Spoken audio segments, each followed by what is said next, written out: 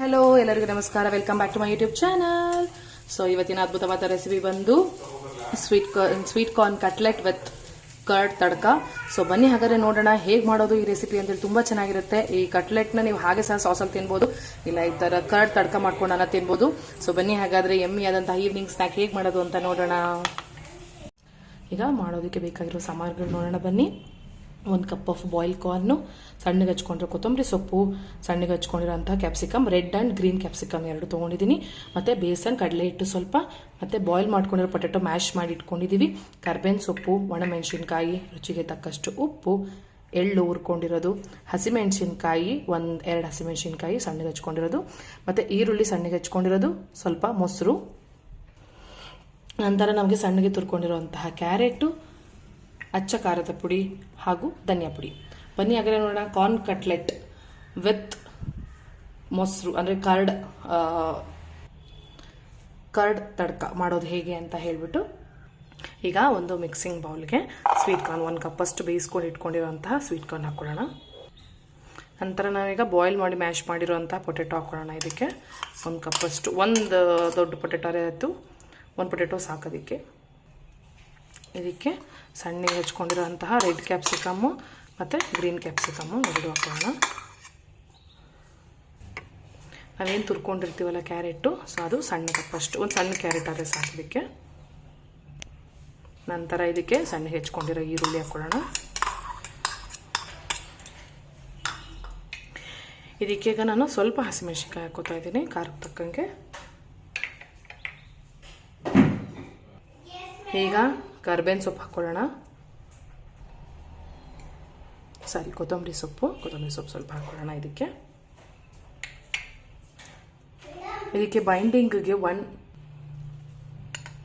1ರಿಂದ 2 table spoon ಅಷ್ಟು ನಾವು ಕಡಲೆ ಹಿಟ್ಟು ಹಾಕ್ಕೊಳ್ಳೋಣ ನೋಡಿಕೊಂಡು.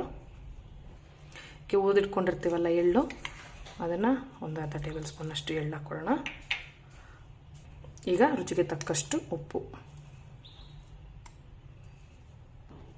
ಇದು ಅತಿ ಸುಲಭವಾಗಿ ಮಾಡ್ಬೋದು ಎಲ್ಲ ಬೇಯಿಸಿಟ್ಕೊಂಡ್ರೆ. ಸೊ ಈಗ ಸ್ವಲ್ಪ ಖಾರಕ್ಕೆ ಹಚ್ಕಾರದ ಪುಡಿ, ಹಸಿಮೆಣಸಿನ್ಕಾಯಿ ಹಾಕಿದ್ದೀವಿ, ನೋಡ್ಕೊಂಡು ಹಚ್ಕಾರದ ಪುಡಿ ಹಾಕೊಳ್ಳೋಣ. 1 ಸ್ವಲ್ಪ ಧನಿಯಾ ಪುಡಿ. ಇದೆಲ್ಲದನ್ನು ಈಗ ಚೆನ್ನಾಗಿ ನಾವು ಮಿಕ್ಸ್ ಮಾಡ್ಕೋಬೇಕು. ನಾವೇನು ನೀರೇನು ಹಾಕೋದು ಬೇಡ, ಈಗ ಬೈಂಡಿಂಗ್ ಆಗಬೇಕು ಚೆನ್ನಾಗಿ. ಬನ್ನಿ ಹಾಗಾದ್ರೆ ಮಿಕ್ಸ್ ಮಾಡೋಣ. ಈಗ ನೋಡ್ಬೋದು ಚೆನ್ನಾಗಿ ಎಲ್ಲ ಮಿಕ್ಸ್ ಆಗಿದೆ. ಸೊ ಈಗ ಇದನ್ನು ಸಣ್ಣ ಸಣ್ಣ ಕಟ್ಲೆಟ್ ಥರ ಮಾಡಿಕೊಂಡು ನಾವು ತವಾ ಮೇಲೆ ಇಟ್ಬಿಟ್ಟು ಸ್ವಲ್ಪ ಲೈಟಾಗಿ ಎಣ್ಣೆ ಹಾಕಬೇಕು. ಡೀಪ್ ಫ್ರೈ ಏನೂ ಇಲ್ಲ, ಲೈಟಾಗಿ ಎಣ್ಣೆ ಹಾಕ್ಕೊಂಡು ಫ್ರೈ ಮಾಡ್ಕೊಳ್ಳೋಣ. ಬನ್ನಿ ನೋಡೋಣ ಹಾಗಾದ್ರೆ ಹೇಗೆ ಮಾಡೋದು ಅಂತ. ಈ ಥರ ಒಂದು ಸ್ವಲ್ಪ ಎಣ್ಣೆ ಕೈ ಮಾಡಿಕೊಂಡು ಕಟ್ಲೆಟ್ ಅದಕ್ಕೆ ಮಾಡ್ಕೊಳ್ಳೋಣ. ಒಂದು ಸಣ್ಣ ಉಂಡೆ ಮಾಡ್ಕೊಂಡು ಕಟ್ಲೆಟ್ ಈಗ ಒಂದು ತವಾ ಮೇಲೆ ಇಟ್ಕೋಬೇಕು. ಈ ಥರ ಪ್ಯಾನ್ ಇದೆ ಅಲ್ಲ, ಸೊ ಇದ್ರ ಮೇಲೆ ನಾವು ಈ ಥರ ಒಂದೊಂದು ಸೈಜ್ ಒಂದೊಂದು ಕಟ್ಲೆಟ್ ಮಾಡ್ಕೊಂಡಿದ್ದೀವಲ್ವ, ಇದನ್ನು ಒಂದು ಸ್ವಲ್ಪ ಎಣ್ಣೆ ಹಾಕೋಬೇಕು ಅಷ್ಟೇನೆ. ಲೈಟಾಗಿ ಎಣ್ಣೆ ಹಾಕಬೇಕು.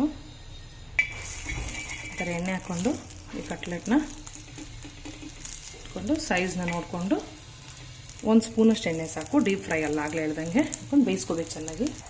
ಅಥವಾ ಬೇಯಬೇಕು, ಬೇಯಿದಾಗ ಫ್ಲಿಪ್ ಮಾಡೋಣ. ನೋಡ್ಬೋದು ಈಗ ನೀಟಾಗಿ ಕಟ್ಲೆಟ್ ರೆಡಿ ಆಗ್ತಿದೆ. ಸೊ ಇದು ರೆಡಿ ಆಗೋ ಅಷ್ಟರಲ್ಲಿ ನಾವೀಗ ಮೊಸರು ರೆಡಿ ಮಾಡ್ಕೊಳ್ಳೋಣ. ಕರ್ಡ್ ತಡ್ಕಾಗೆ ರೆಡಿ ಮಾಡ್ಕೊಳ್ಳೋಣ. ಈಗ ಕರ್ಡ್ ತಡ್ಕ ಮಾಡೋದಕ್ಕೆ ಮೊಸರು ತಡ್ಕ, ಸೊ 1 ಬೌಲಷ್ಟು ಕರ್ಡ್ ಹಾಕೊಳ್ಳೋಣ. ಈಗ ಇದಕ್ಕೇನೆ ರುಚಿಗೆ ತಕ್ಕಷ್ಟು ಉಪ್ಪು ಹಾಕ್ಕೊಳ್ಳೋಣ. ಅದಕ್ಕೂ ಉಪ್ಪು ಹಾಕಿದೀವಲ್ವ, ನೋಡ್ಕೊಂಡು ಹಾಕ್ಕೊಳ್ಳೋಣ. 1 ಸ್ವಲ್ಪ ಉಪ್ಪು ಹಾಕ್ಕೊಳ್ಳೋಣ. ಈಗ ಒಗ್ಗರಣೆ ಮಾಡ್ಕೊಳ್ಳೋದಕ್ಕೆ ತಡ್ಕ ಮಾಡ್ಕೊಳ್ಳೋಕ್ಕೆ 1 ಬಾಣಲಿ ಇಟ್ಕೊಂಡು ಸಣ್ಣದು ಒಗ್ಗರಣೆ, ಒಂಚೂರು ಎಣ್ಣೆ ಹಾಕ್ಕೊಳ್ಳೋಣ. 1 ಟೇಬಲ್ ಸ್ಪೂನ್ ಅಷ್ಟು. ಇದಕ್ಕೆ ಒಣಮೆಣಸಿನ್ಕಾಯಿ ಮತ್ತು ಕರ್ಬೇವಿನ ಸೊಪ್ಪು ಹಾಕ್ಕೊಳ್ಳೋಣ. ಈಗ ಇದಕ್ಕೆ 1 ಸ್ವಲ್ಪ ಅಚ್ಚ ಖಾರದ ಪುಡಿ ಮತ್ತು 1 ಸ್ವಲ್ಪ ಹಸಿಮೆಣಸಿನ್ಕಾಯಿ. ಈಗ ಇದು ಒಗ್ಗರಣೆ ಆಗಿದೆ. ಸೊ ಇದು ಮೊಸರು ಹಾಕೊಳ್ಳೋಣ. ಈಗ ಇದಕ್ಕೆ ಮೊಸರಿಗೆ ಒಗ್ಗರಣೆ ಹಾಕೊಳ್ಳೋಣ. ಈಗ ಇದಕ್ಕೆ ಕೊತ್ತಂಬರಿ ಸೊಪ್ಪು ಹಾಕೊಳ್ಳೋಣ. ಇದನ್ನು ಮಿಕ್ಸ್ ಮಾಡ್ಕೊಳ್ಳೋಣ.